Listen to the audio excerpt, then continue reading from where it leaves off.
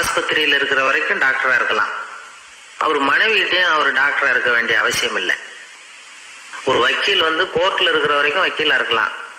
வீட்டுக்கு வந்ததுக்கு அப்புறமும் வக்கீலா இருக்க வேண்டிய அவசியம் கிடையாது. வீட்டில் குழந்தைகள்கிட்ட விளையாடும் பொழுதும் அதுகள்கிட்ட ஃபீஸு கேட்டுட்டு இருக்கக்கூடாது. நாம் எப்படி இருக்கணும்னு பெரியவங்க சொல்கிறாங்கன்னா, மனசோட சேரக்கூடாதான். அப்படி சேராமல் வாழ்க்கையை கவனிக்கணுமா. மனசை அப்படியே தனியாக எடுத்து பக்கத்தில் வச்சுடணும். அப்படின்னா அது அப்படியே தூக்கி எரிஞ்சுடு அப்படின்னு அர்த்தம் இல்லை. ஏன்னா மனசுங்கிறது நமக்கு உபயோகப்படக்கூடிய ஒன்று தான். எப்போ எப்போ அது தேவையோ அப்பப்போ எடுத்து உபயோகப்படுத்திக்கணும். தேவைப்படுறப்போ எடுத்து கண்ணாடி மாட்டிக்கிறோம்ல, படிக்கும் பொழுது கண்ணாடி தேவைப்படுது, எடுத்து மாட்டிக்கிறோம் இல்லையா? அது மாதிரி கணக்கு போடுறதுக்கு மனசு தேவை. கடைக்கு போய் ஒரு பொருள் வாங்குகிறோம், காசு கொடுக்குறோம், மீதி சில்லறை சரியாக இருக்கா அப்படின்னு எண்ணி பார்த்து வாங்க வேண்டியிருக்கு. அந்த சமயத்தில் மனசை எடுத்து தனியாக வச்சுட்டேன் அப்படின்னு சொல்லிட்டு இருக்கக்கூடாது. பரீட்சைக்கு படிக்க வேண்டியிருக்குது, படித்ததையெல்லாம் அப்படியே நினைவில் வச்சுக்க வேண்டியிருக்கு. அந்த சமயத்தில் மனசை தூக்கி எறிஞ்சுட்டேன் சார் அப்படின்னு சொல்லிட்டு இருக்கக்கூடாது. அப்படி சொன்னால் பரீட்சை நம்மளை தூக்கி எறிஞ்சிடும். அதனால் தேவைப்படுறப்போ மனசை உபயோகப்படுத்தணும், தேவையில்லாதப்போ அது தனியாக ஓய்வு எடுத்துக்க விட்டுடணும். இப்படி நாம் பழக்கப்படுத்திக்கிட்டா வாழ்க்கைங்கிறது நமக்கு புதுசாக தெரியுமா. மனசுக்கும் ஒரு சக்தி கிடைக்கும். எந்திரங்களுக்கு ஓய்வு கொடுக்குற மாதிரி மனசுக்கும் ஓய்வு கொடுக்கணும், இல்லைன்னா அது களைச்சி போயிடும். குழந்தைகள் மனசை சுமந்துக்கிட்டு இருக்கிறது இல்லை. இது முதியவர்கள் குழந்தைகள்கிட்ட இருந்து கற்றுக்க வேண்டிய ஒரு பாடம். ஆனாலும் இந்த கால குழந்தைகள்கிட்ட ரொம்ப எச்சரிக்கையாக இருக்க வேண்டியிருக்கு. ஒரு தாத்தாவும் பேரனும் விளையாடிக்கிட்டு இருக்கிறாங்க. தாத்தா எனக்கு சைக்கிள் ஓட்ட கற்றுக் கொடு அப்படிங்கிறான் பேரன். சைக்கிள் உயரம் கூட இல்லை, அதுக்குள்ளே சைக்கிள் ஓட்டணுமா அப்படின்னாரு தாத்தா. ஏன் தாத்தா, ரயில் ஓட்டுறாரு, அவர் என்ன ரயில் நீளமா இருக்கார் அப்படின்னு கேட்டானா அந்த பையன். மாதிரியான விளக்கத்தை கொடுத்துருக்குறாங்க. ஆனால் கலைவாணர் NS கிருஷ்ணன் கொடுக்குற விளக்கம் என்ன தெரியுமா? நகைச்சுவைங்கிறது அடுத்தவங்களுக்கு துன்பம் கொடுக்காம இருக்கணும், அடுத்தவங்க மனசை புண்படுத்தக்கூடாது, அதுதான் சிறந்த நகைச்சுவை அப்படிங்கிறார். அதுக்கு அவர் உதாரணமும் கொடுக்குறார். ஒரு ஏரி ஓரமா 2 பசங்க நடந்து போயிட்டு இருக்கிறாங்க. அதுல ஒருத்தன் பணக்கார வீட்டு பையன், இன்னொருத்தன் ஏழை. இவங்க 2 பேரும் போயிட்டு இருக்கிறாங்க. வழியில ஒரு இடத்துல ஒரு ஜோடி செருப்பு இவங்க கண்ணில் படுது. ஒரு விவசாயி அந்த செருப்பை அங்க விட்டுட்டு பக்கத்துல இருந்த ஏரியில கை காலை கழுவிட்டு இருக்கிறார். உடனே அந்த பணக்கார பையனுக்கு ஒரு ஐடியா. அவன் சொன்னானா, டேய் இப்போ ஒரு வேடிக்கை செய்யலாம், அந்த செருப்பு 2ஐயும் தூக்கி எட்டத்துல வீசி எரிஞ்சிருவோம். அந்த ஆள் பார்த்துட்டு செருப்பை தேடி அல்லாடுவான், அங்கேயும் இங்கேயும் ஓடுவான், திரு திருன்னு முழிப்பான். அதை பார்த்து நாம ரசிக்கலாம், நல்ல தமாஷா இருக்கும் அப்படின்னு இருக்கான். இப்படி சொல்லிவிட்டு அந்த செருப்புகளை தூக்கத்துக்கு போனானா. கொஞ்சம் பொறு அப்படின்னானா அந்த ஏழை பையன். ஏன்னு கேட்டிருக்கான் அவன். இப்போ அந்த ஏழை பையன் சொன்னானா, நீ சொல்றது ஒன்றும் வேடிக்கை கிடையாது, உன்னோட செருப்பு தொலைஞ்சா உன் அப்பா உடனே உனக்கு வேற செருப்பு வாங்கி கொடுத்துருவார். ஆனா அந்த ஆளுக்கு இந்த செருப்பு தொலைஞ்சதுன்னா வேற புதுசா வாங்கறதுக்கு வாயையும் வயத்தையும் கட்டி பணத்தை சேர்க்க வேண்டியிருக்கும். அதனால நான் ஒரு வேடிக்கை சொல்றேன், அது மாதிரி செய், அது இன்னமும் தமாஷா இருக்கும் அப்படின்னானா. எப்படி அது சொல்லுன்னு இருக்கான் அவன்.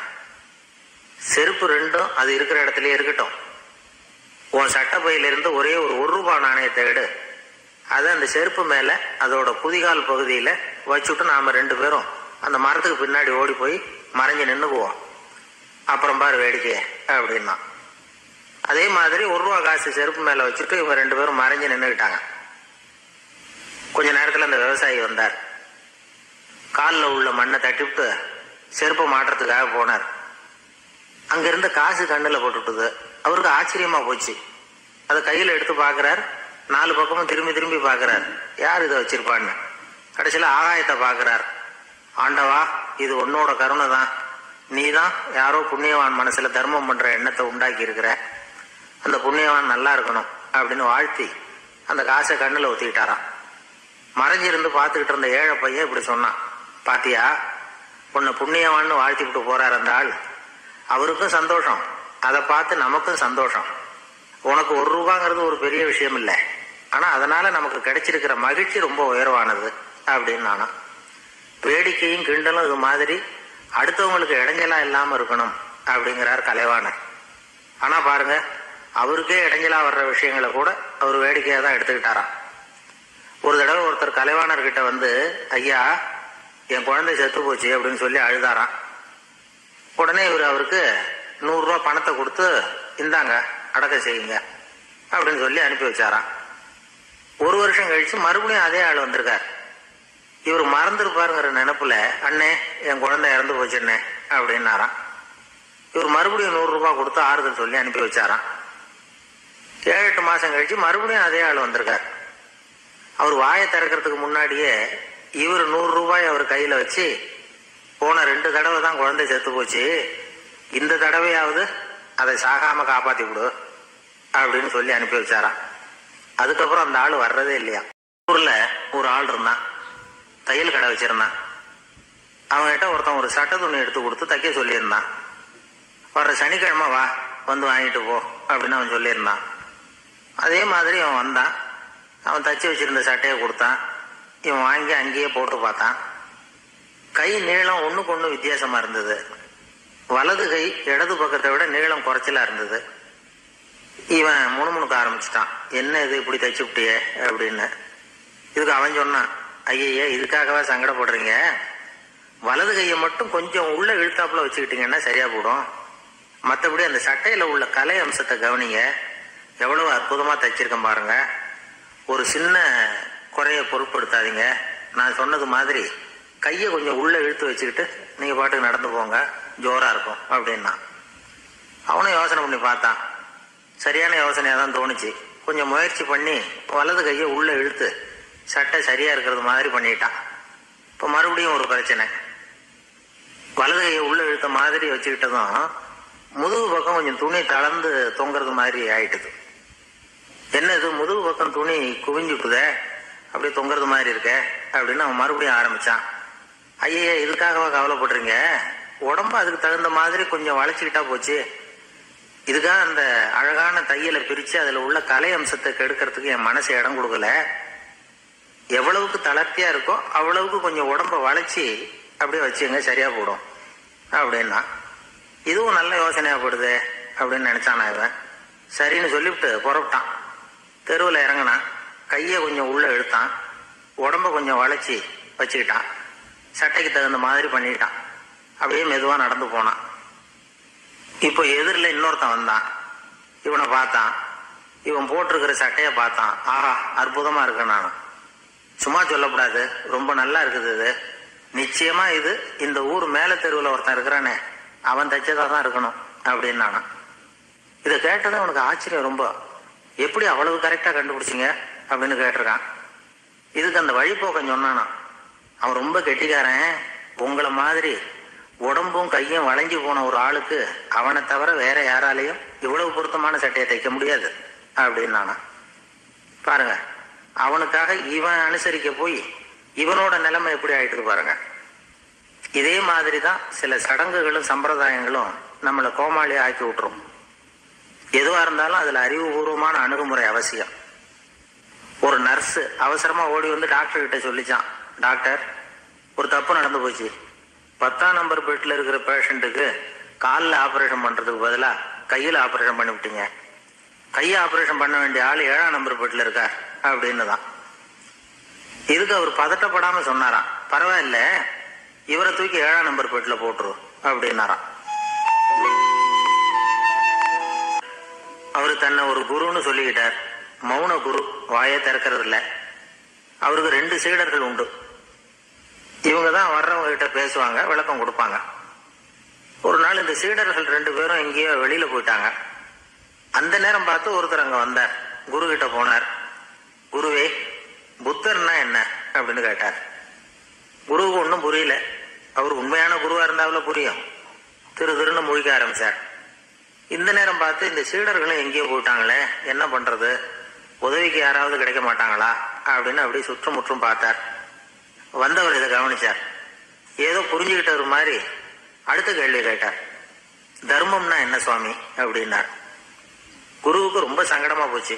நம்ம நிலைமை இப்படி ஆயிட்டுதே, இக்கட்டில் விட்டுட்டு போயிட்டாங்களே எங்கேயோ, இப்படி மாட்டிக்கிட்டோமே அப்படின்னு சொல்லி விட்டத்தை பார்த்தாராம். அப்புறம் குனிஞ்சு தரைய பார்த்தார். அப்படியே உட்காந்துட்டார். வந்தவர் உடனே அடுத்த கேள்விக்கு போயிட்டாராம். தியானம்னா என்ன சுவாமின்னாராம். பாவம் என்ன பண்ணுவார் அந்த குரு? பேசாம கண்ணை கெட்டியா மூடிக்கிட்டார். இது ஏதடா வம்பா போச்சுன்னு. இவர் இப்படி பண்ணா கூட வந்தவர் சளைக்கல. இன்னொரு கேள்வியும் கேட்டார்.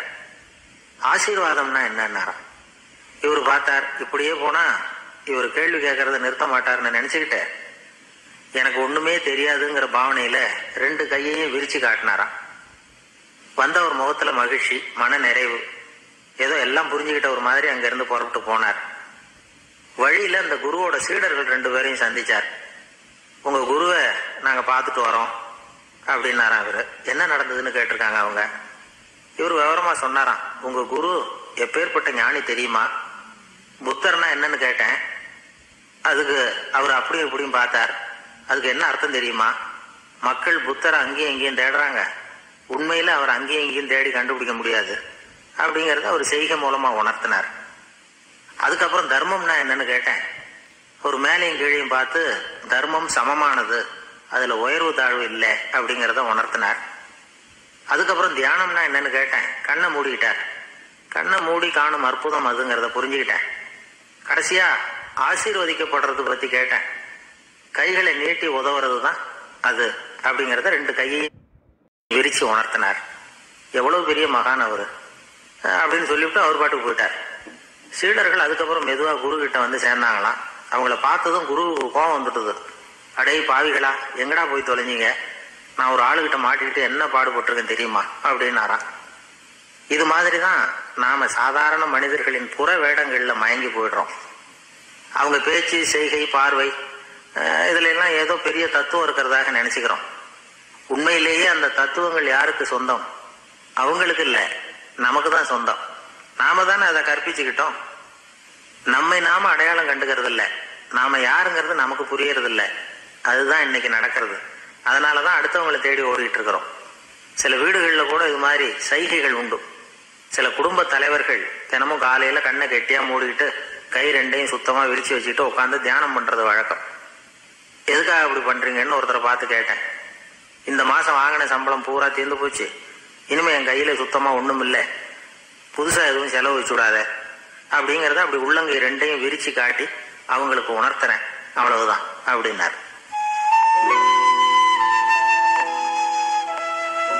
இருக்கிறாங்க. அந்த வழியா போறவங்க வர்றவங்க எல்லாம் அந்த இடத்துல நின்று அது என்ன மண்டபம் அப்படின்னு விசாரிக்க ஆரம்பிச்சாங்க. அந்த அப்பாவும் பிள்ளையும் தான் வர்றவங்களுக்கு எல்லாம் விவரம் சொல்லிட்டு இருக்கிறாங்க. அதாவது இந்த இடத்துல ஒரு பெரிய மகான் சமாதி ஆயிருக்கார், அவர் சமாதியான இடத்துல இந்த நினைவு மண்டபத்தை கட்டி இருக்கிறோம் அப்படின்னாங்க. ஊரு பூரா இந்த செய்தி பரவிச்சு. நிறைய பேர் அந்த இடத்தை தேடி வர ஆரம்பிச்சாங்க. இங்க வந்து கொஞ்ச நேரம் உட்காந்துட்டு போனா மனசுக்கு ஒரு நிம்மதி கிடைக்குது அப்படின்னாங்க. அங்க இருந்த உண்டியல்ல நிறைய காசு போட்டுட்டு போறாங்க. பணம் கிடுகிடுன்னு நிறைய சேர ஆரம்பிச்சுட்டுது. பணம் நிறைய சேர்ந்த உடனே அந்த அப்பாவுக்கும் பிள்ளைக்கும் தகராறு வந்துட்டுது. பணம் சேர்ந்தாலே சொத்து தகராறு வரத்தானே செய்யும், அது மாதிரி வந்துட்டுது. பையன் அடிக்கடி நிறைய பணம் கேட்க ஆரம்பிச்சான். அப்பா பார்த்தார், யோசனை பண்ணார், ஒரு முடிவுக்கு வந்தார். ஒரு நாள் பையனை கூப்பிட்டாரு. இதை பாருப்பா, நமக்குள்ள தகராறு வேணாம். அப்பாவும் பிள்ளையும் இப்படி சண்டை போட்டுக்கிட்டா பாக்குறவங்க தப்பா நினைப்பாங்க. அதனால நமக்குள்ள சமரசமா இதை தீர்த்துக்குவோம், என்ன சொல்ற அப்படின்னாரு அப்பா. சரி நான் பையன். உடனே அந்த அப்பா என்ன பண்ணாரு தெரியுமா? மகன் கிட்ட கொஞ்சம் பணத்தை கொடுத்தார். தன்கிட்ட இருந்த ஒரு கழுதையையும் கொடுத்தார். இதை வச்சு நீ பொழைச்சிக்கோ அப்படின்னு சொல்லி அனுப்பி வச்சுட்டார். மகன் அந்த கழுதையை இழுத்துக்கிட்டு அடுத்த ஊருக்கு போனான். வழியிலேயே அந்த கழுதை செத்து போச்சு. உடனே என்ன பண்ணலாம்னு யோசனை பண்ணான். ஒரு ஐடியா வந்தது. அந்த கழுதைய ஒரு சாலை ஓரமா புதைச்சான். கையில் இருந்த பணத்தை வச்சு அந்த இடத்துல ஒரு கல் மண்டபம் கட்டினான். அந்த வழியா 2 பேர் வந்தாங்க. இது என்ன மண்டபம்னு விசாரிச்சாங்க. இந்த இடத்துல ஒரு பெரிய மகான் சமாதி ஆயிருக்கிறார் அப்படின்னா. இந்த செய்தி ஊர் பூரா பரவ ஆரம்பிச்சுட்டுது. நிறைய பேர் வந்து போக ஆரம்பிச்சாங்க. இங்க வந்தா மனசுக்கு ஒரு பெரிய நிம்மதி கிடைக்குது அப்படின்னு வேற சொல்ல ஆரம்பிச்சாங்க. வர வர கூட்டம் அதிகமா வர ஆரம்பிச்சுட்டுது. உண்டியல்ல பணம் நிறைய சேர்ந்துட்டுது. நகையெல்லாம் கூட கழட்டி காணிக்கையா போட ஆரம்பிச்சுட்டாங்க. அப்பாவை விட மகன் பெரிய ஆளாயிட்டான். இதை கேள்விப்பட்டார் அப்பா. பையனை பார்த்துட்டு வரலாம்னு ஒரு நாள் புறப்பட்டு வந்தார். பையன் ஓஹோன்னு இருக்கிறான். பங்களா, காரு எல்லாம் வந்துட்டுது. எப்படா இந்த அளவுக்கு ஆனே அப்படின்னு விசாரிச்சார். அப்பா, எல்லாம் உங்க ஆசீர்வாதம் தான். நீங்க கொடுத்த மூலதனத்தை வச்சுதான் இவ்வளவும் சம்பாதிச்சேன் அப்படின்னு நான் பையன். அது எப்படிறான்னு விசாரிச்சார். அப்பா, நீங்க ஒரு கழுத குட்டியும் கொஞ்சம் பணமும் என்கிட்ட கொடுத்து அனுப்பி வச்சிங்க. அதை எடுத்துக்கிட்டு வந்தேன். வர்ற வழியில் அந்த கழுதை செத்து போச்சு. உடனே யோசனை பண்ணேன், அந்த கழுதையை இந்த இடத்துல புதைச்சேன். கையில் இருந்த பணத்தை வச்சு மண்டபம் கட்டினேன். மகான் ஒருத்தர் சமாதி ஆயிருக்கார் அப்படின்னு வதந்தியை கிளப்பி விட்டேன். ஜனங்கள்லாம் ஏமாந்து போய் காசை கொண்டாந்து போட ஆரம்பிச்சிட்டாங்க. நான் பொழைச்சிக்கிட்டு இருக்கிறேன் அப்படின்னா, இப்போதான்டா நீ என் புள்ள அப்படின்னு சொல்லி சந்தோஷப்பட்டாரான் அந்த அப்பா. ஏன் அப்படி சொல்றீங்கன்னு கேட்டிருக்கான் பையன். கழுத குட்டியை புதைச்சி மண்டபம் கட்டியிருக்கிற நீ, ஏற்கனவே நம்ம ஊர்ல நாம கட்டியிருக்கிறோமே மண்டபம், அது இந்த கழுதையோட அம்மாவை புதைச்ச இடம். மகான் சமாதி ஆயிருக்காருன்னு நானும் சும்மா கப்சாதான் விட்டுக்கிட்டு இருக்கேன் அப்படின்னாரான் அப்பா. முட்டாள் ஜனங்களை நினைச்சு அந்த 2 பேரும் சத்தம் போட்டு சிரிச்சாங்களாம். மனுஷன் ஏமாத்துறது ரொம்ப சுலபம். என் கூட படிச்ச ஒருத்தன் திடீர்னு ஒரு நாள் எல்லாருக்கும் அருள் வாக்கு சொல்ல ஆரம்பிச்சுட்டான். அவன் ஒரு ஆபீஸ்லயும் வேலை பார்க்கறான். ஆபீஸ்ல உள்ளவங்க எல்லாம் அவங்ககிட்ட வந்து அருள் வாக்கு கேட்கறது வழக்கம். ஒரு நாள் நான் அவன் முன்னாடி போய் உட்காந்து பேசிக்கிட்டு இருந்தேன். அப்போ அதே ஆபீஸ்ல வேலை பார்க்குற ஒருத்தர் அவங்ககிட்ட வந்து, சுவாமி, என் மேஜையில வச்சிருந்த பேனா திடீர்னு காணாம போட்டுது, அது திரும்ப கிடைக்குமா எனக்கு அப்படின்னு கேட்டார். இவன் கண்ணை உருட்டி பார்த்துட்டு, அது உனக்கு கிடைக்காது, புதுசா வேற ஒன்று வாங்கிக்கப்போ அப்படின்னா. சரின்னு அவர் போயிட்டார்.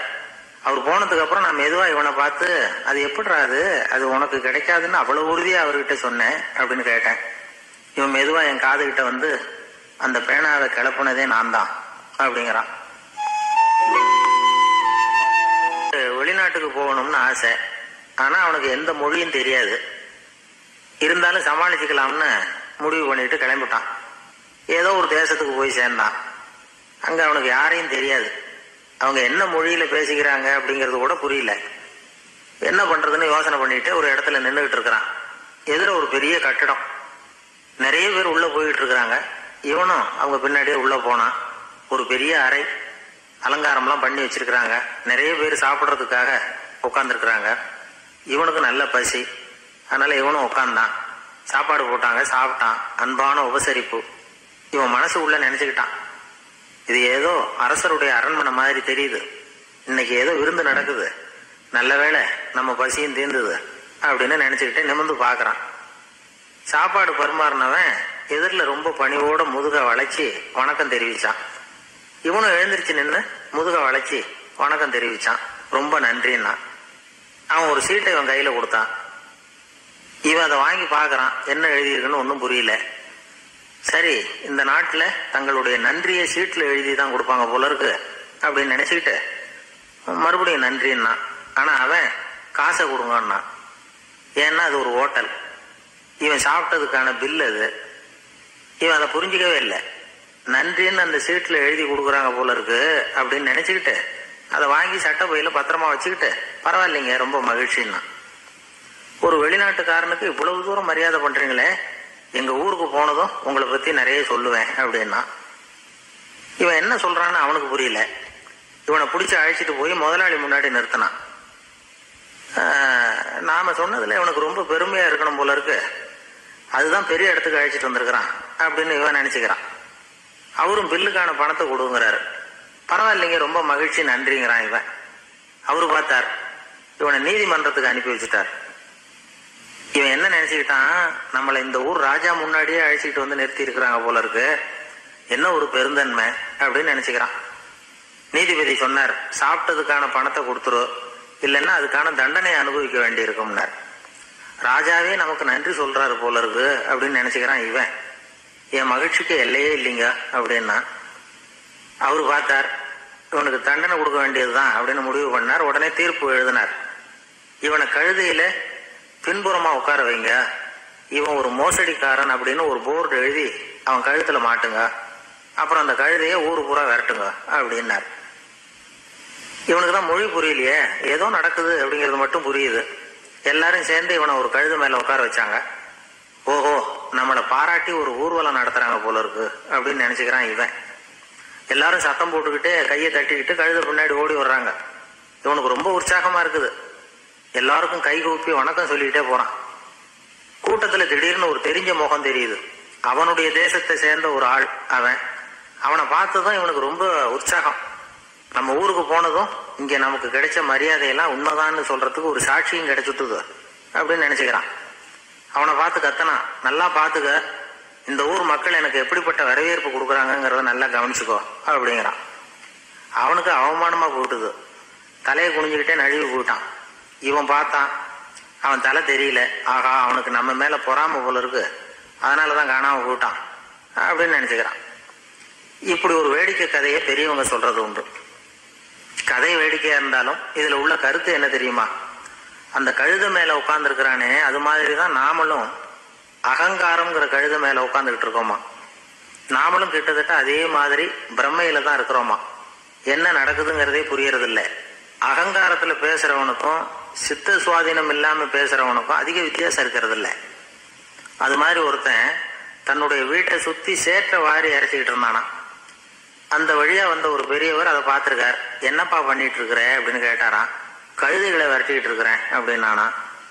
இங்க கழுதைகளே காணுமே அப்படின்னாராம் அவரு. அதுதான் ஏற்கனவே விரட்டி விட்டனே அப்படின்னானா இவன். ஒரு ஊர்ல 4 நண்பர்கள் இருந்தாங்க. 4 பேரும் சோம்பேறிகள். 4 பேருக்கும் எந்த வேலையும் செய்யறதுக்கு உடம்பு வளையறதில்ல. இருந்தாலும் சோம்பேறித்தனத்துல ஒருத்தருக்கு ஒருத்தர் கொஞ்சம் வித்தியாசம் உண்டு. அதுக்கு தகுந்த மாதிரி அவங்களுக்கு பேர் அமைஞ்சு போச்சு. ஒருத்தன் கால் சோம்பேறி, இன்னொருத்தன் அரை சோம்பேறி, அடுத்தவன் முக்கால் சோம்பேறி, கடைசி ஆளு முழு சோம்பேறி. இவங்க 4 பேரும் நண்பர்கள். அப்புறம் எப்படி காரியம் நடக்கும்? 4 பேரும் ஒரு வீதியில அப்படியே நடந்து போயிட்டு இருக்கிறாங்க. நல்ல பசி. எங்கேயாவது சோறு போடுவாங்களா அப்படின்னு பார்த்துக்கிட்டே வந்தாங்க. அவங்க வந்த வழியில ஒரு ரூபாய் காசு கிடந்தது தரையில. அவங்க கண்ணுல அது பட்டுது. ஆனாலும் அதை குனிஞ்சு எடுக்கணுமே, அதுக்கு சோம்பேறித்தனம். முழு சோம்பேறி பார்த்தான். பக்கத்துல வந்துகிட்டு இருந்த முக்கால் சோம்பேறி கிட்ட சொன்னானா, டேய் அதை கொஞ்சம் குனிஞ்சு எடுறா அப்படின்னானா. அவன் என்ன பண்ணான் தெரியுமா? அதுக்கு அடுத்தபடியா வந்த அரை சோம்பேறி கிட்ட சொன்னானா, டேய் நீ அதை கொஞ்சம் குனிஞ்சு எடுறா அப்படின்னானா. அவன் இவனை விட மோசம். அடுத்தவங்க கிட்ட சொல்லியிருக்கிறான். அவனும் குனியறதுக்கு தயாரா இல்லை. ஆக கூடி கடைசியில யாருமே காசை எடுக்கல. என்னத்துக்கு அனாவசியமா உடம்ப வளைச்சிக்கணும் அப்படின்னு எல்லாரும் பேசாம வந்துட்டாங்க. அவங்க பாட்டுக்கு நடந்து வந்துகிட்டே இருக்கிறாங்க. எதிரில் ஒருத்தன் வாழைப்பழத்தை வண்டியில வச்சு தள்ளிட்டே வந்தான். ரூபாய்க்கு 4 பழம்னு கூவி வித்துக்கிட்டே வர்றான். இப்ப அந்த முழு சோம்பேறி சொன்னானா, டேய் வழியில கிடந்தது ரூபா, அதையாவது எடுத்துக்கிட்டு வந்திருந்தா இப்ப இந்த பழத்தை வாங்கி ஆளுக்கு ஒண்ணு சாப்பிடலாமே அப்படின்னானா. ஆமா சாப்பிட்டுருக்கலாமே அப்படின்னாங்களாம் மற்றவங்களும். ஆனாலும் திரும்பி போய் அதை எடுக்கணும்னு யாருக்கும் தோணலை. பேசாம சோர்ந்து போய் நடந்து வந்தாங்களாம். இருட்டி போச்சு. வழியில ஒரு கோவில். சரி இங்கேயே படுத்து தூங்குவோம் அப்படின்னா ஒருத்தன். அதுதான் சரின்னாங்க மற்றவங்களும். அப்படியே மண்டபத்துல படுத்துட்டாங்க. கோவில் அர்ச்சகர் வேலையெல்லாம் முடிச்சுவிட்டு வெளியில வந்திருக்காரு. இவங்கள பார்த்தாராம். ஏன் இப்படி சோர்ந்து போய் கிடக்குறீங்க அப்படின்னு விசாரிச்சிருக்காரு. 2 நாளாச்சுங்க நாங்க சாப்பிட்டு அப்படின்னாங்களாம். அவரு உடனே ஐயோ பாவம் அப்படின்னு சொல்லி பானை, விறகு, அரிசி, தண்ணி எல்லாம் கொடுத்து நீங்களே சமையல் பண்ணி சாப்பிட்டுக்கோங்க அப்படின்னு சொல்லிவிட்டு போயிட்டார். இந்த 4 பேருக்கும் சமையல் பண்ணி சாப்பிடணும்னு ஆசையா தான் இருந்தது. ஆனா அடுப்பு பற்ற வைக்கணுமே, அதுக்கு தீப்பெட்டி வேணுமே. தீப்பெட்டி இல்லை. இப்ப முழு சோம்பேறி ஆரம்பிச்சான். அடுத்தவனை பார்த்து, டேய் கடைக்கு போய் ஒரு தீப்பெட்டி வாங்கிட்டு வாயேன் அப்படின்னு நானா. அவன் வழக்கம் போல அடுத்தவங்க கிட்ட சொல்லியிருக்கான். அவன் அதுக்கு அடுத்தவங்க கிட்ட சொல்லியிருக்கிறான். கடைசியா கால் சோம்பேறி கிட்ட வந்து சேர்ந்தது. அவனும் அது நம்மால முடியாது அப்படின்னு பேசாம இருந்துட்டான். இப்ப தீப்பெட்டி வேணுமே, அதுக்கு என்ன பண்றது? அவங்களுக்குள்ள பேசி ஒரு முடிவுக்கு வந்தாங்களாம். அதாவது யாரு முதல்ல வாயை திறந்து பேசுறாங்களோ அவங்க தான் தீப்பெட்டி வாங்கறதுக்கு போகணும் அப்படின்னு. அவ்வளவுதான். உடனே 4 பேரும் வாயை கெட்டியா மூடிக்கிட்டு படுத்துக்கிட்டாங்க. அவங்க சமையல் பண்ணி சாப்பிட்டாங்களா என்ன அப்படிங்கிறது அர்ச்சகருக்கு தெரியல. சரி பார்த்துட்டு வரலாமேன்னு வந்தார். வந்து பாக்குறாரு, இவங்க 4 பேரும் அசையாம படுத்து கிடக்குறாங்க. அர்ச்சகர் பயந்துட்டார். ஒருவேளை பசி தாங்காம செத்து போட்டாங்களோ அப்படிங்கிற பயம், அல்லது நாம கொடுத்த உணவுப் பொருள்ல ஏதாவது விஷம் கலந்துருக்குமோ அப்படின்னு பயந்தார். அப்படின்னா நம்ம மேல பழி வந்துருமே அப்படின்னு நினைச்சு நடுங்க ஆரம்பிச்சுட்டார். அப்புறம் அவரும் ஒரு முடிவுக்கு வந்தாராம். கோவிலுக்கு பக்கத்திலேயே ஒரு பெரிய குழி இருந்தது. அதுல ஒவ்வொருத்தரையா இழுத்துக்கிட்டு போய் போட்டார். கொஞ்சம் மண்ணை தள்ளினார். காலால மிதிச்சார். அவர் மிதிச்ச மிதி ஒருத்தன் அடி வயத்துல போட்டுவிட்டது. அவன் உடனே வலி தாங்காம ஐயோ அம்மான்னு அலறினான். உடனே நடந்தது என்ன தெரியுமா? மற்ற 3 பேரும் துள்ளி எழுந்திருச்சாங்களாம். அவனை பார்த்து நீ தாண்டா தீப்பெட்டி வாங்க போகணும், நீ தாண்டா வாங்க போகணும், நீ தான் சத்தம் போட்ட அப்படின்னு சொல்லி ஆரம்பிச்சுட்டாங்களாம். அர்ச்சகர் பார்த்தார், இது பேய் மாதிரி தெரியுதுன்னு நினைச்சுக்கிட்டு ஒரே ஓட்டமா ஓடி போட்டாராம். கிராமப்புறங்கள்ல இப்படி ஒரு கதையை சொல்றது உண்டு. சோம்பல்ங்கிறது நம்ம முன்னேற்றத்துக்கு பெரிய தடை அப்படிங்கிறத நாம புரிஞ்சுக்கணும். அதுதான் இந்த கதை சொல்ற நீதி. ஒரு பள்ளிக்கூடத்துல ஒரு புதுமையான போட்டி நடந்துதான். அதாவது சோம்பேறித்தனத்துக்கு பரிசு. அதுல 2வது பரிசு யாருக்குன்னு அறிவிச்சாங்க. ஒரு பையன் எழுந்திரிச்சு மெதுவா நடந்து போய் பரிசை வாங்கிட்டான். அடுத்தது முதல் பரிசு யாருக்கு அப்படின்னு அறிவிச்சாங்களாம். அவன் கடைசி வரிசையில இருந்து கத்தனானா, ஐயா அதையும் அந்த பையன் மூலமாவே கொடுத்து அனுப்பி வச்சிருங்க, இங்க வந்தது நான் வாங்கிக்கிறேன் அப்படின்னானா. ஒரு ஊர்ல ஒரு ராஜா இருந்தார். அவரு ஒரு நாள் காலையில அரண்மனையில மேல் மாடத்துல வந்து நின்றுகிட்டு இருந்தார். அப்போ ஒரு ஆள் வீதியில ரொம்ப வேகமா ஓடிக்கிட்டு இருக்கான். அதை ராஜா கவனிச்சார். அவன் மனசுல ஏதோ ஒரு தவிப்பு இருக்குங்கிறத புரிஞ்சுக்கிட்டார். உடனே அரண்மனை சேவகர்களை கூப்பிட்டார். அந்த ஆளை இங்க அழைச்சிட்டு வாங்க அப்படின்னார். இவங்க ஓடி போய் அந்த ஆளை அழைச்சிட்டு வந்தாங்க. மன்னர் முன்னாடி நிறுத்தினாங்க. மன்னர் அவனை நிமிர்ந்து பார்த்தார். எதுக்காக இவ்வளவு வேகமா ஓடிக்கிட்டு இருக்கிற அப்படின்னு கேட்டார். இதுக்கு அவன் சொன்னா, மன்னா, நம்ம கோட்டையின் வடக்கு வாசல் இருக்கு இல்லையா, அது ஓரமா ஒரு பெரிய பாறாங்கல் கிடக்கு. அதுக்கு அடியில நான் ஒரே ஒரு வெள்ளி நாணயத்தை புதைச்சி வச்சிருக்கேன். அது இப்போ எனக்கு தேவைப்படுது. என்னுடைய மனைவிக்கு ஒரு பரிசு வாங்கி கொடுக்க வேண்டியிருக்கு. அதுக்காக தான் அவசரமா ஓடிக்கிட்டு இருக்கிறேன் அப்படின்னா. மன்னர் யோசனை பண்ணார். அப்புறம் சொன்னார், அதுக்காகவா இப்படி ஓடுற? பரவாயில்ல, அதை பத்தி கவலைப்படாத. நான் உனக்கு 10 வெள்ளி காசுகள் தர்றேன், வாங்கிட்டு திரும்பி போ அப்படின்னார். இவன் தலையை சொரிஞ்சான். மன்னா, நீங்க கொடுக்கறத ரொம்பவும் மகிழ்ச்சியோட வாங்கிக்கிறேன். இருந்தாலும் அதுக்கப்புறம் அந்த வடக்கு வாசலுக்கு போய் அங்க இருக்கிற ஒரு நாணயத்தை எடுத்துக்கிட்டு போயிடுறேனே அப்படின்னு நானா. இதை பாருப்பா, அந்த ஒரு நாணயத்தை மறந்துடு, உனக்கு 100 வெள்ளி நாணயங்கள் தரேன் இருக்கார். மன்னா, ரொம்ப மகிழ்ச்சி. உங்க மாதிரி தாராள குணம் வேற யாருக்கும் வராது. நீங்க கொடுக்குற 100 நாணயங்களையும் வாங்கிக்கிறேன். இருந்தாலும் வடக்கு வாசலுக்கு போய் அதையும் எடுத்துக்கிட்டா 101 ஆயிடுமே அப்படின்னு நானா. இதை பாருப்பா, அந்த ஒரு நாணயத்தை மறந்துடு, அது எக்கேடாவது கெட்டு போகட்டும். நான் உனக்கு 100 பொற்காசுகள் தரேன், அதையாவது வாங்கிட்டு வந்த வழியிலேயே திரும்பி போடுன்னாராம். தங்க நாணயங்களே தரேன்னு சொல்றீங்க, தாராளமா வாங்கிக்கிறேன். இருந்தாலும் வடக்கு வாசலுக்கு போய் அப்படின்னு மறுபடியும் ஆரம்பிச்சான். அரசர் வந்து பொறுமை இழந்துட்டார். கடைசியா ஒரு முடிவுக்கு வந்துட்டார். இதை பாருப்பா, உனக்கு என்னுடைய ராஜ்யத்திலேயே பாதியை கொடுத்துட்றேன், அப்படியாவது திருப்தியா திரும்பி போ அப்படின்னாராம். மன்னா, உங்களுடைய பெருந்தன்மைக்கு ஈடு இணையே கிடையாது. தேசத்திலேயே பாதி பிரிச்சு கொடுக்குறேன்னு சொல்றீங்க, அதனால உங்ககிட்ட ஒரு சின்ன வேண்டுகோள் அப்படின்னானா. சொல்லுன்னாராம் மன்னர் ஆர்வமா. இப்போ மெதுவா ஆரம்பிச்சான். அப்படி இந்த ராஜ்யத்தை 2ஆ பிரிக்கிறப்போ அந்த வடக்கு வாசல் இருக்கிற பக்கத்தை என்கிட்டயே கொடுத்துருங்க அப்படின்னானா. மன்னர் அசந்து போயிட்டார். இந்த கதை எதுக்காகன்னு கேட்டா, மனம்ங்கிறது ஒரு குரங்குங்கிறத புரிஞ்சுக்கிறதுக்காகத்தான். உன்னை பிடிச்சுக்கிட்டா லேசில விடாது. அப்படிப்பட்ட மனசை அறிவு தான் வழி நடத்தணும். அதுலதான் வாழ்க்கையின் வெற்றி அடங்கி இருக்குது. ஒரு சின்ன பையன் தெருவில் அழுதுகிட்டு இருந்தான். ஏன்பா அழுவுறேன்னு ஒரு பெரியவர் கேட்டார். 1 ரூபா காசை இங்க தொலைச்சுட்டேன் அப்படின்னா. சரி, அதுக்காக அழாத, அதுக்கு பதிலாக 10 ரூபா தரேன், இந்தா வச்சுக்கோன்னு கொடுத்தாரு. அந்த 10 ரூபாயை வாங்கி சட்டப்பையில போட்டுக்கிட்டு அதை விட அதிகமா சத்தம் போட்டு அழ ஆரம்பிச்சுட்டான். மறுபடியும் ஏன்டா அழறேன்னு கேட்டார் பெரியவர். அந்த 1 ரூபாயும் கிடைச்சிட்டுதுன்னா இப்ப என்கிட்ட 11 ரூபா இருக்குமே, இப்போ 10 ரூபா தானே இருக்கு அப்படின்னு சொல்லிவிட்டு அழறான். என்னுடைய நண்பர் ஒருத்தர், அவருக்கு ஜாதகத்துல நம்பிக்கை உண்டு. அவரே ஜோசியம்லாம் பார்ப்பார். என்ன சார் இந்த காலத்துல இதையெல்லாம் நம்பிக்கிட்டு இருக்கீங்களே அப்படின்னு கேட்டா, உங்களுக்கு ஒன்றும் தெரியாது சார். இந்த உலகத்துல ஒவ்வொருத்தரும் அவங்கவங்க செய்யற நல்லது கெட்டதுக்கு தகுந்த பலனை அனுபவிச்சே தீரணும் பார். அது மட்டும் இல்ல, ஒருத்தர் செத்துட்டா கூட அவன் செஞ்ச பாவ புண்ணியங்கள் கூடவே போய்கிட்டு இருக்கோம் பார். அது எப்படி கூட போவோம் அப்படின்னு குதர்க்கமா கேட்டா, அதுக்கு அவர் ஒரு கதை சொன்னார். அது ரொம்ப சுவாரஸ்யமா இருந்தது. அது என்ன கதைன்னா, ஒரு ஊர்ல ஒருத்தர் இருந்தாராம். அவர் ஜோசியம் பார்க்கறதுல ரொம்ப கெட்டிக்காரரான். ஒருத்தருடைய தலைமுடியை மட்டும் அவர்கிட்ட காட்டினா போதும், அதை மட்டும் பார்த்துட்டு அவருடைய ஜாதகத்தையே அலசி போடுவாராம். அப்பேற்பட்ட திறமை. அந்த ஆள் ஒரு சமயம் கன்னியாகுமரி கடற்கரைக்கு போயிருந்திருக்கார். அங்க கரை ஓரமா ஒரு மண்டை ஓடு கிடந்திருக்கு. அதை எடுத்து பார்த்திருக்கார்.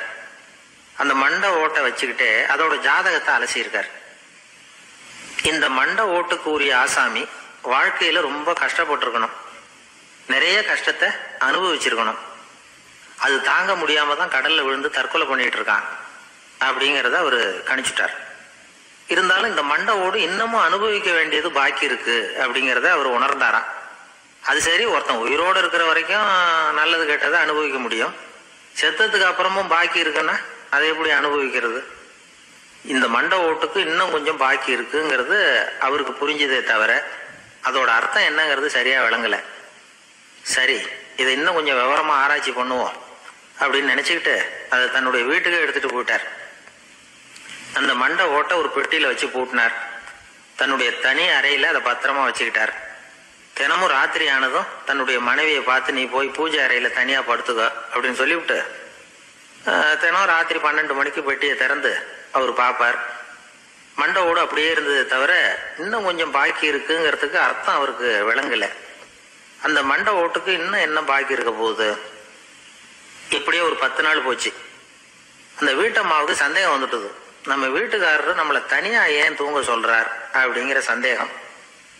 உடனே பக்கத்து வீட்டு அம்மா கிட்ட விஷயத்த சொல்லியிருக்கிறாங்க. அந்த அம்மா உடனே, நீ கவலைப்படாத, நான் கண்டுபிடிச்சு சொல்றேன் அப்படின்னு சொல்லிவிட்டாங்களாம். அன்னைக்கு ராத்திரியே ஜன்னல் வழியா எட்டி பார்த்துருக்குறாங்க. இந்த ஆள் மண்டை ஓட்டை கையில வச்சுக்கிட்டு அது திருப்பி திருப்பி பார்த்துக்கிட்டு இருக்கிறான். அதை பார்த்துட்டாங்க. மறுநாள் காலையில அவரோட மனைவியை பார்த்தாங்க. ஏம்மா, உன் வீட்டுக்காரருக்கு நீ முதல் மனைவியா 2வது மனைவியா அப்படின்னு கேட்டாங்களாம். எனக்கு தெரிஞ்ச வரைக்கும் நான் ஒருத்தி தான் அவருடைய மனைவி அப்படின்னாங்களாம் அவங்க. அப்படி இல்லை, நீ அவருக்கு 2வது மனைவி. முதல் மனைவியின் மண்டை ஓட்டை தான் அவர் தினமும் ராத்திரியில் எடுத்து பார்த்துக்கிட்டு இருக்கிறார் அப்படின்னாங்க அடுத்த வீட்டு அம்மா. அப்படியா விஷயம் அப்படின்னு சொல்லிவிட்டு கணவன் வீட்டில் இல்லாத நேரமா பார்த்து அந்த மண்டை ஓட்டை எடுத்து கொண்டாந்து ஒரு உரல்ல போட்டு உலக்கையால குத்தி நொறுக்க ஆரம்பிச்சுட்டாங்க. வெளியில போயிருந்த அந்த ஆள் அப்பதான் உள்ள நுழைஞ்சார். மண்டை ஓடு உலக்கை கிட்ட குத்து வாங்கிட்டு இருக்கு. அது அனுபவிக்க வேண்டியது இன்னும் கொஞ்சம் பாக்கி இருக்குங்கிறதுக்கு அர்த்தம் எனக்கு இப்பதான் புரிஞ்சுது அப்படின்னாராம் அவர். இந்த கதையிலிருந்து நாம இன்னொரு நீதியையும் புரிஞ்சுக்கணும். அதாவது நம்ம வீட்டை பத்தி நமக்கு புரியாததெல்லாம் அடுத்த வீட்டுக்கு. ஒரு ஊர்ல ஒரு ஆள் இருந்தான். அவன் ஒரு நாள் கோயிலுக்கு போனான். கடவுள்கிட்ட வேண்டிக்கிட்டான், எனக்கு ஒரு 1,00,000 ரூபா நீ கொடுத்தா நான் உன் சன்னதியில ஒரு தேங்காய் உடைக்கிறேன் அப்படின்னு வேண்டிக்கிட்டான். கடவுள் பார்த்தார். உடனே அவன் கண் முன்னாடி தோன்றினார். இந்தா நீ கேட்ட 1,00,000 ரூபாய் அப்படின்னு சொல்லி அவன் கையில பணத்தை கொடுத்துட்டு மறைஞ்சிட்டார். இவனால நம்பவே முடியல. இவ்வளவு சுலபமா கிடைக்கும்னு தெரிஞ்சிருந்தா அனாவசியமா ஒரு தேங்காய் உடைக்கிறேன்னு வேண்டி இருக்க வேண்டியது இல்லையே அப்படின்னு நினைச்சான். இருந்தாலும் வேண்டுதலை நிறைவேற்ற வேண்டியது கடமை. அதுக்காக என்ன பண்ணா, பக்கத்துல ஒரு கடைக்கு போனான்.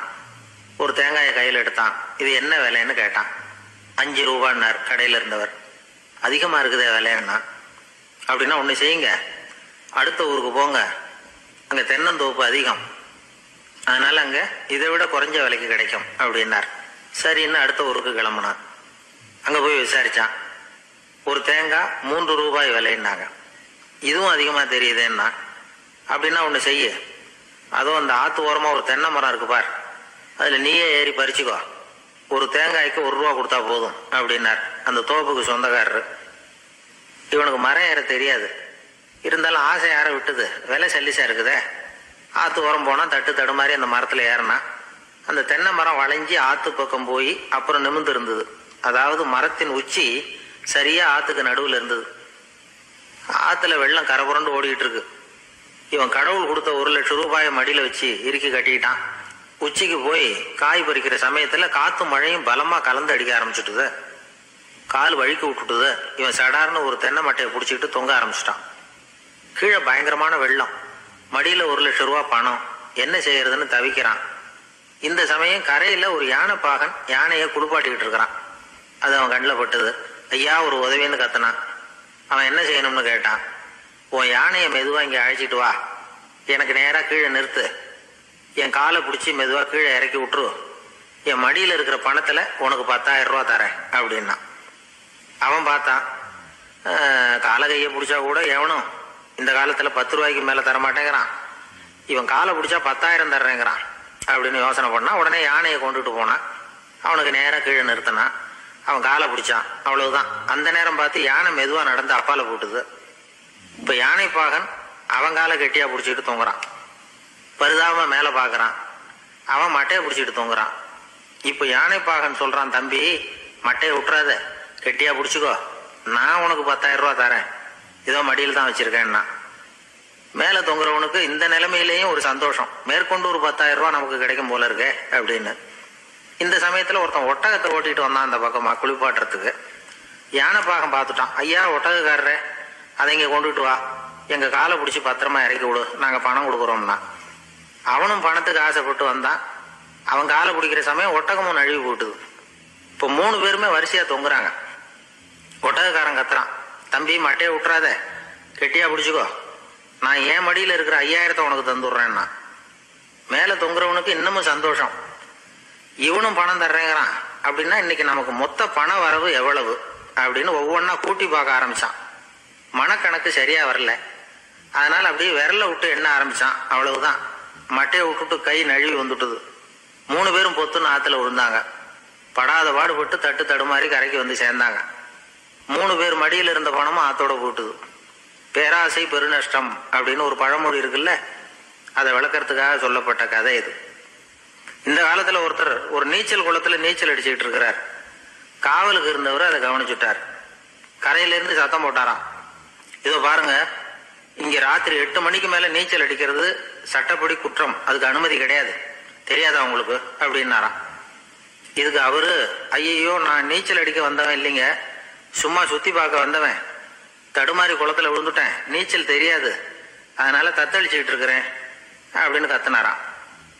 கரையில இருந்தவர் பார்த்தார், ஓ அப்படின்னா சரி, அதுக்கு ஒன்றும் தடை இல்லை அப்படின்னு சொல்லிவிட்டு அவர் பாட்டு நடந்து போயிட்டாராம். ஒரு ஊர்ல ஒரு ஆள் இருந்தான், நிறைய பணம் சேர்த்தான். அவனுக்கு சம்பாதிக்க தெரியுமே தவிர செலவு பண்ண தெரியாது, மகா கஞ்சன். காசை கையில் எடுக்கவும் மாட்டான், எடுத்தா செலவு செய்ய வேண்டியிருக்குமே, அதனால இப்படியே அவன் காலத்தை ஓட்டி விட்டான். வயசாயிட்டுது. அவனுடைய மனைவி ஒரு நாள் கேட்டாங்க, இவ்வளவு நாளா நீங்க என்ன எங்கேயுமே அழைச்சிட்டு போனதில்லை, இப்போவாவது அழைச்சிட்டு போகக்கூடாதா அப்படின்னாங்க. எங்க போகணும் சொல்லுன்னா, காசிக்கு போகணும், கங்கையில குளிக்கணும்னாங்க. இவன் பார்த்தான், இதுக்கு ஏன் அவ்வளவு தூரம் செலவு பண்ணிட்டு போகணும், நம்ம ஊர் ஆத்துலயே குளிக்கலாமே, இதுவும் புண்ணிய நதி தான், இங்க குளிச்சா அங்க குளிச்ச பலன் கிடைச்சிரும் அப்படின்னா. சரின்னு 2 பேரும் ஆத்தங்கரைக்கு போனாங்க. அன்னைக்கு ஏதோ விசேஷம், நிறைய கூட்டம், நிறைய பேர் குளிச்சுக்கிட்டு இருக்கிறாங்க. கரையில சில புரோகிதர்கள் நின்றுகிட்டு இருக்கிறாங்க. குளிக்கிறதுக்கு முந்தி அவங்க கிட்ட உட்காந்தா ஏதோ மந்திரம்லாம் சொல்லுவாங்க, கொஞ்சம் காசு கொடுக்க வேண்டியிருக்கும். அதனால இவன் என்ன பண்ணா, ஆத்தங்கரையிலேயே கொஞ்சம் தூரம் போனான், ஊரை விட்டு தள்ளி வந்துட்டான், அங்க யாருமே இல்லை. அப்பாடான்னு சந்தோஷப்பட்டான், குளிக்கலாம்னு புறப்பட்டான். இந்த நேரம் கடவுள் பார்த்தார், இந்த கஞ்சனுக்கு ஏதாவது புத்தி போகட்டணும் அப்படின்னு நினைச்சார். உடனே ஒரு புரோகிதர் மாதிரி உருவத்தை மாத்திக்கிட்டு அந்த ஆள் முன்னாடி வந்து நின்னார். அவனுக்கு அதிர்ச்சி, இங்க யாருமே இருக்க மாட்டாங்கன்னு நினைச்சா இங்கேயுமே ஒரு ஆள் வந்துட்டாரு, என்ன பண்றதுன்னு யோசனை பண்ணான். புரோகிதர் உருவத்தில் இருந்த கடவுள் சொன்னார், இதை பாருங்க, இன்னைக்கு விசேஷ நாள், நீராடுறதுக்கு முன்னாடி சுயகல்பம் பண்ணிக்கிறது ரொம்ப நல்லது அப்படின்னார். என்கிட்ட பணம் எதுவும் இல்லையேன்னா, பரவாயில்ல அப்புறமா கொடுங்க வாங்கிக்கிறேன், ஆனா ஒண்ணு, எவ்வளவு கொடுப்பீங்கிறத மட்டும் இப்பவே சொல்லி விடுங்க அப்படின்னார். இவன் ரொம்ப யோசனை பண்ணான், ஒரு 10 பைசா தரேன் அப்படின்னா.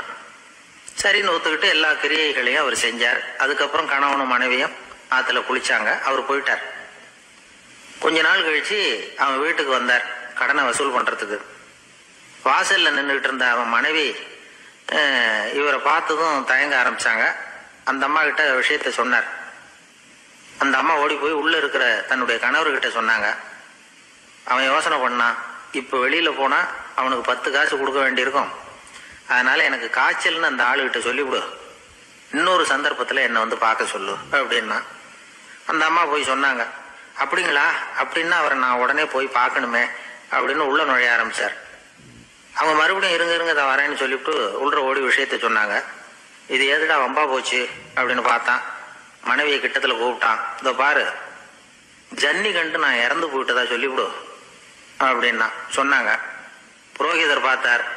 அப்படின்னா ஒரு வழியா இருந்து அவருடைய இறுதி சடங்குகளையே நானே முடிச்சுட்டு போயிடுறேன் அப்படின்னார். உள்ள இருந்தவன் யோசனை பண்ணான், அந்த ஆளு என்ன விடமாட்டான் போல இருக்கு, அதனால ஒரு சவப்பெட்டியில என்னை வச்சு தூக்கிக்கிட்டு மயானத்துக்கு போங்க பாத்துக்கலாம் அப்படின்னா. புரோகிதரும் விடுற மாதிரி இல்லை, கூடவே நடந்து போயிட்டு இருக்கிறார்.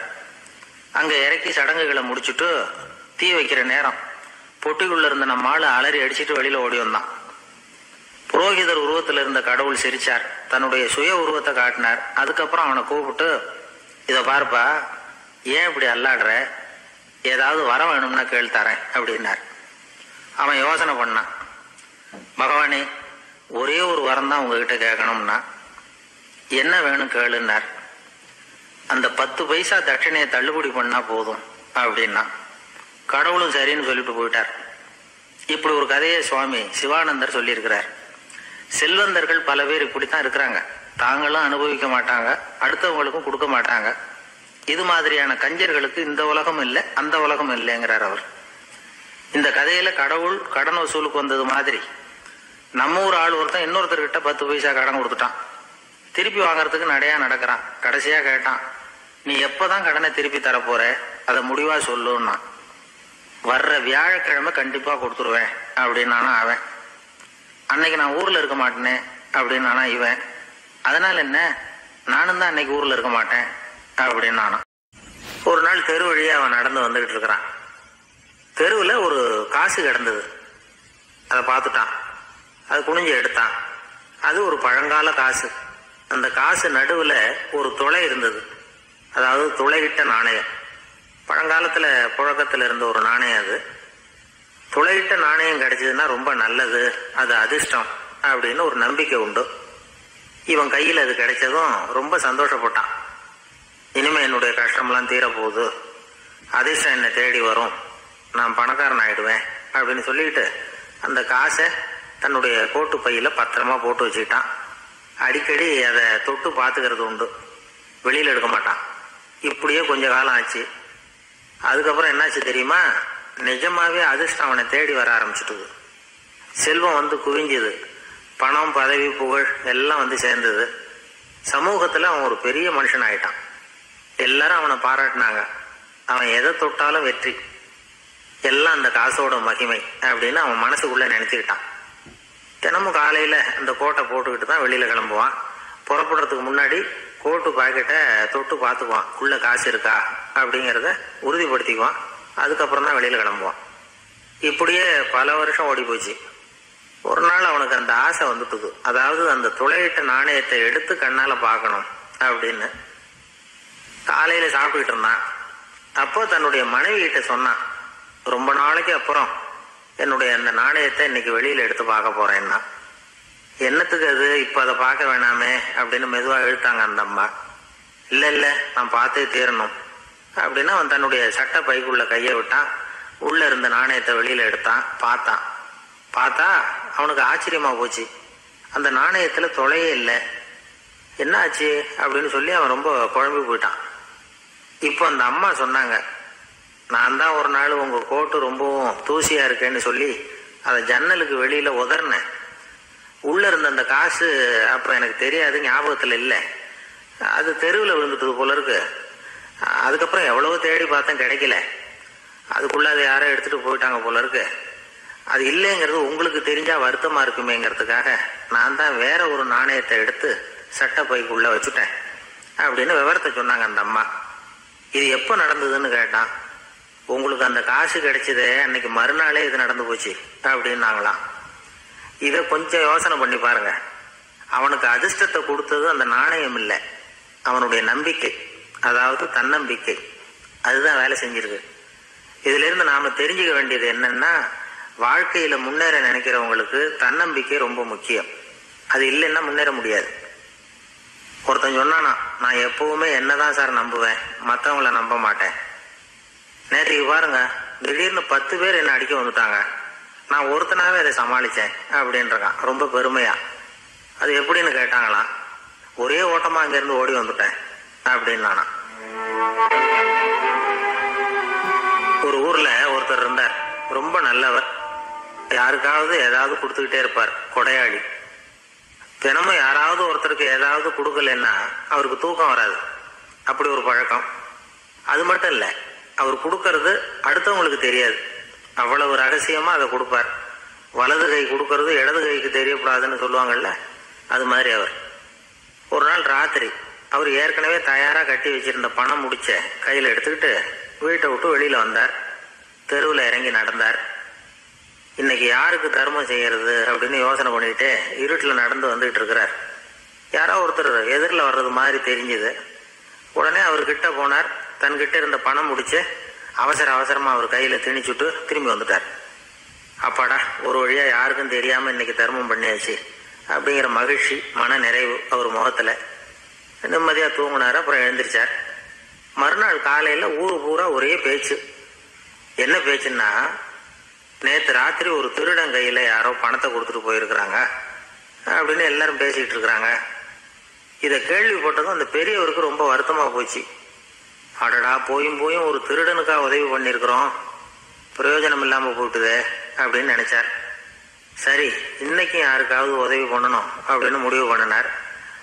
ராத்திரி நேரம் வந்தது. இவர் வழக்கம் போல தெருவில் இறங்கி நடந்தார். கையில் பணம் முடிச்சு. எதிரில் ஒரு பெண் உருவம் மங்கலா தெரிஞ்சது. இவர் உடனே அந்த பெண் கிட்ட பணத்தை கொடுத்துட்டு திருப்தியா திரும்பி வந்துட்டார். மறுநாள் காலையில ஊர் பூரா என்ன பேசிக்கிட்டாங்க தெரியுமா? நேற்று ராத்திரி நெறி தவறி நடக்கிற ஒரு பெண்ணின் கையில யாரோ பணத்தை வச்சுட்டு போயிருக்கிறாங்க அப்படின்னு எல்லாரும் பேசிக்கிறாங்க. அடடா, இன்னைக்கும் தவறுதலா நடந்து போச்சு அப்படின்னு ஒரு வருத்தப்பட்டார். இருக்கட்டும், இன்னைக்கும் ஏதாவது தர்மம் பண்ணுவோம் அப்படின்னு நினைச்சுக்கிட்டாரு. 3வது நாள் ராத்திரியும் புறப்பட்டார். இப்பவும் எதிரில் ஒருத்தர் வந்தார். இவர் பணத்தை கொடுத்தார், திரும்பி வந்துட்டார். மறுநாள் மக்கள் என்ன பேசிக்கிட்டாங்கன்னா, நேற்று ராத்திரி ஒரு செல்வந்தர் கையில் யாரோ பணத்தை கொடுத்துட்டு போயிருக்கிறாங்க அப்படின்னு பேசிக்கிட்டாங்களாம். அவருக்கு ரொம்ப வருத்தமாக போயிட்டுது. என்ன இது தினம் இப்படி ஆகிக்கிட்டு இருக்குதே அப்படின்னு நினச்சிக்கிட்டே படுத்து தூங்கினார். அன்னைக்கு ராத்திரி ஒரு கனவு. அந்த கனவுல இறைவன் வந்து சொன்னாராம், இதை பாருப்பா, நீ கொடுத்த தர்மம் வீணா போயிடல.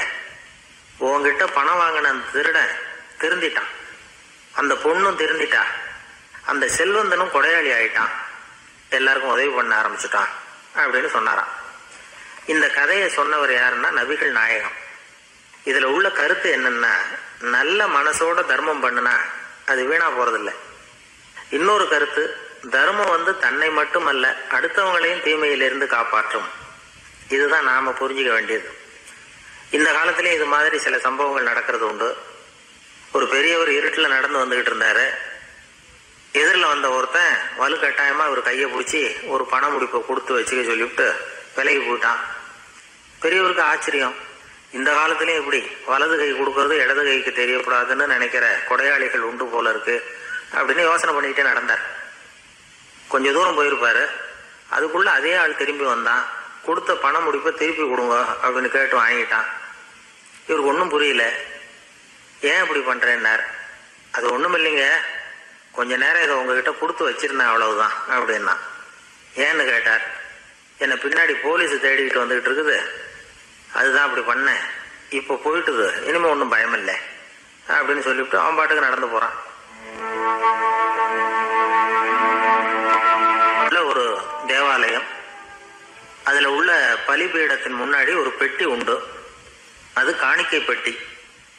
ஆலயத்துக்கு வர்றவங்க பிரார்த்தனை பண்ணிவிட்டு திரும்பி போற சமயத்துல அந்த பெட்டியில காணிக்கை போடுவாங்க. அவங்களால எவ்வளவு முடியுமோ அவ்வளவு போடுறது வழக்கம். அவங்கவுங்க வசதிக்கு தகுந்த மாதிரி போடுவாங்க. வசதி உள்ளவங்களா இருந்தாலும் சரி, வசதியே இல்லாத வறியவர்களா இருந்தாலும் சரி, ஆலய காணிக்கை பெட்டியில காசு போடுறது அவங்களுக்கு ரொம்ப பெருமையான ஒரு செயல். ஒரு சமயம் இயேசு தம்முடைய சீடர்களோடு அந்த ஆலயத்துக்கு வர்றார். அங்க உட்காந்து ரொம்ப நேரம் வழிபாடு பண்ணிட்டு இருக்கிறார். சீடர்களும் அந்த ஜபத்துல கலந்துக்கிட்டாங்க. வழிபாடு முடிஞ்சுது. இயேசு உட்கார்ந்துருக்கிறார்.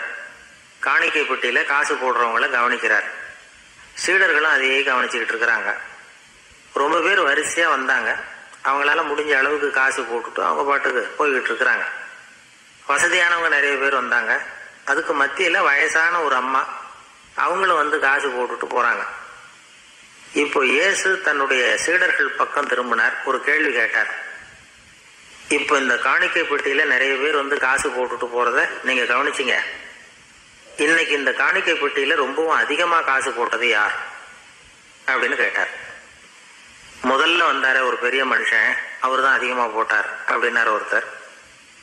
3வதா வந்தவர் தான் அதிகமா போட்டார், நான் கவனிச்சேன் அப்படின்னாரு இன்னொருத்தர். இப்படி ஆளுக்கு ஒரு விதமா சொல்றாங்க. கடைசியா இயேசு சொன்னாராம், இன்றைக்கு அந்த பெட்டியில அதிகமா காசு போட்டவங்க அந்த வயசான அம்மா தான் அப்படின்னாராம். சீடர்களுக்கு ஒன்றும் புரியல. அந்த அம்மா ரொம்ப ஏழையாச்சே, அவங்க எப்படி அதிகமாக காணிக்கை செலுத்த முடியும் அப்படிங்கிறது அவங்க சந்தேகம். இயேசு விளக்குனார். நிறைய பேர் வந்தாங்க, நிறையவே காசுகள் போட்டாங்க, அது உண்மைதான். ஆனாலும் அந்த அம்மா என்ன பண்ணாங்க கவனிச்சிங்களா? வந்தாங்க, தன்னுடைய காசு பையை திறந்தாங்க, அப்படியே கொட்டுனாங்க. அதில் இருந்தது 2 காசுகள் தான். அந்த 2 காசும் காணிக்கை போட்டியில் விழுந்துட்டுது.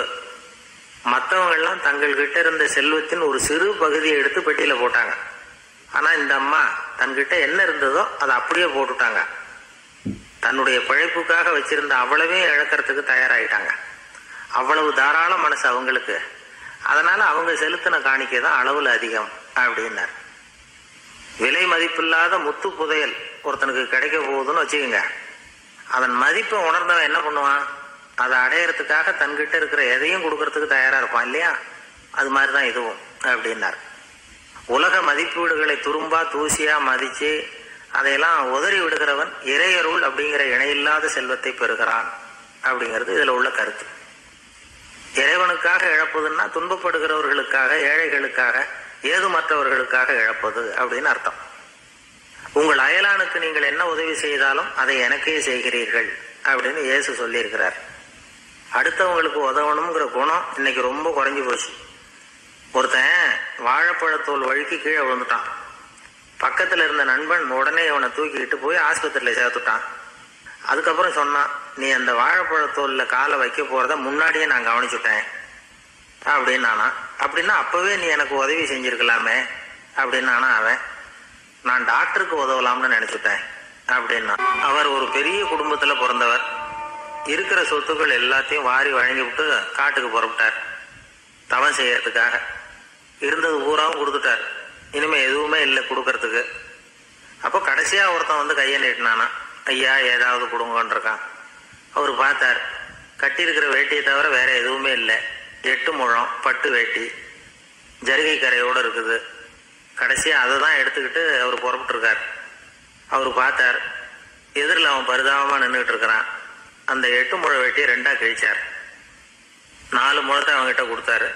மீதி 4 முழத்தை தன்னுடைய இடுப்புல கட்டிட்டு அவர் காட்டுக்கு போயிட்டார். இவன் என்ன பண்ணான் தெரியுமா? கையில கிடைச்ச 4 முழத்தை எடுத்துக்கிட்டு கடை வீதிக்கு போனான். பழைய பட்டு வேட்டி ஜருகை இதையெல்லாம் விலைக்கு வாங்குற வணிகர் ஒருத்தர் இருக்கார். அவர்கிட்ட போனான். இதை விலைக்கு எடுத்துக்கிறீங்களா அப்படின்னு கேட்டிருக்கான். அவர் வாங்கி பார்த்துருக்காரு. ஆஹா, இது ரொம்ப அருமையான வேட்டி, விலை உயர்ந்த ஜருகை, இது ஏது உனக்கு அப்படின்னு கேட்டாரான். அவன் நடந்தது சொல்லியிருக்கான். அப்படின்னா ஒன்று செய்ய, இந்த வேட்டியோட இன்னொரு பாதியையும் மெதுவாக வாங்கிட்டு வந்துரு, உனக்கு நிறைய பணம் தர்றேன் அப்படின்னாரான் அந்த வணிகர். இவன் கொஞ்சம் யோசனை பண்ணி பார்த்தான். கொஞ்சம் இருங்கத்தை வந்துடுறேன் அப்படின்னு சொல்லிவிட்டு நேராக காட்டுக்கு போனான். அவர் எங்கே இருக்காருன்னு தேடி கண்டுபிடிச்சான். அவர் ஒரு இடத்துல தவக்கோலத்தில் இருக்கிறார். கட்டியிருந்த இடவேட்டியும் அவர் அறியாமல் நழுவி கீழே விழுந்து கிடக்குது. இவனுக்கு ரொம்ப வசதியாக போச்சு. அவரை கேட்க வேண்டிய அவசியமே இல்லை. மெதுவாக சத்தம் போடாமல் அடி மேலே அடி வச்சு நெருங்கினான். அவர் கண்ணை மூடிக்கிட்டு அவர் பாட்டுக்கு நின்றுட்டு இருக்கிறார். இவன் மெதுவாக போய் கீழே கிடந்த அந்த துணியை எடுத்துக்கிட்டு சத்தம் போடாமல் திரும்பி நடந்தான். ஒரு 2-3 அடி எடுத்து வச்சிருப்பான். அப்படி ஓட ஆரம்பிக்கிற சமயத்தில் அவன் காலில் கீழே கிடந்த முள்ளு ஒன்று நறுக்குன்னு தைச்சு விட்டுது. வலி தாங்க முடியாமல் அம்மான்னு கத்திருக்கான். இந்த சத்தத்தினால கண்ணை மூடி நின்றுகிட்டு இருந்த அவரோட தவம் கலைஞ்சது. மெல்ல கண்ணை திறந்து பார்க்குறார். தன் இடையில இருந்த வேட்டி அவன் கையில் இருக்கு. இப்போ அவர் நினைக்கிறார், என்ன நினைக்கிறாருன்னா, இந்த வேட்டி மீது நான் வைத்த ஆசை அல்லவா அவனை திருடனாக ஆக்கி விட்டது அப்படின்னு நினைச்சாரான். இந்த வேட்டி மேல நாம வச்ச ஆசை அவனை திருடும்படி ஆக்கி விட்டதே அப்படின்னு நினைச்சாரான். இது எப்பேற்பட்ட மனநிலை அப்படிங்கிறத கொஞ்சம் யோசனை பண்ணி பாருங்க. தான் ஒரு பொருள் மேல வச்ச பற்று இன்னொரு மனிதன் திருடனாக ஆகிறதுக்கு காரணம் ஆயிட்டுதேன்னு நினைக்கிறார். அப்படி நினைச்ச அந்த பெரியவர் யார் தெரியுமா? அவர் தான் மகாவீரர். இழந்துட்டேங்கிறிய, நீ என்னத்தை கொண்டுட்டு வந்த எங்க இழந்துடுறதுக்கு? நீ என்னத்தை உண்டாக்குன இது அழிஞ்சுட்டுதுன்னு சொல்றதுக்கு?